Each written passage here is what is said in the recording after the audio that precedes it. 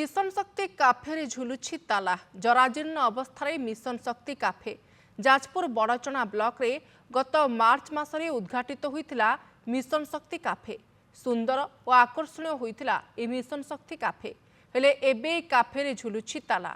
Cafe रे रहितिला AC रो व्यवस्था सुंदर छोट छोट कटेज मध्य थिला बड़चना छक निकटरे और 16 नंबर जातीय राजपथ कड़े यह निर्माण होइतिबारु भल व्यवसाय हेबो बोली लक्ष्य रखा जाइतिला बड़चना ब्लॉक प्रशासन पक्षरु काफे परिचालना पई ब्लॉक लेवल फेडरेशन को हस्तांतर करा जाइतिला किछि मास धरी ठीक ठाक चलीथिला काफे महिला माने एठारे काम करी बेश स्वावलंबी मध्य होइथिले दीर्घ 6 मास हेबो काफे बंद रहिछि अन्यपटे बड़चना वीडियो कहिसंती खूब शीघ्र ए दिगरे पदक्षेप नियाजिबो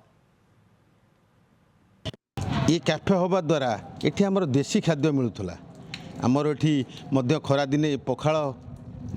शाग भजा विभिन्न खाद्य देसी खाद्य एठी मिलुथला महिला माने तांको हाथे रे रोषे करी एठी लोक मानु खाइया दउथिले एवं अति आनंद भाव लोक माने एठी भोजन करूथिले एवं खूब कम पैसा जार मूल्य मार्केट बाजार ठारू कम पैसा एठी मध्य मिलुथला ए कार्यक्रम केमती सुरखुरे चलिबो ता बंदोबस्त कले आमे बड़चना अंचलर बड़चनावासी तरफरु आमे उपकृत हबु। ये आमर पूर्व सरकार नवीन पट्टनायक सरकार लोकाभिमुखी सरकार कर एक योजना थिला मिशन शक्ति सारा ओडिशा रे 70 लाख महिला केमती स्वावलंबी हेबे सेति मिशन शक्ति योजना कार्यकारी कराइतला ये प्राय 5-6 मास हबो बंद होई पड़िछि याकू पुनर्बार ये मिशन शक्ति कैफे के जदि पुणी या चल आ द्वारा महिला माने स्वावलंबी हेबे से रोजगार पाइबे ब्लॉक प्रशासन राजस्व पाइबो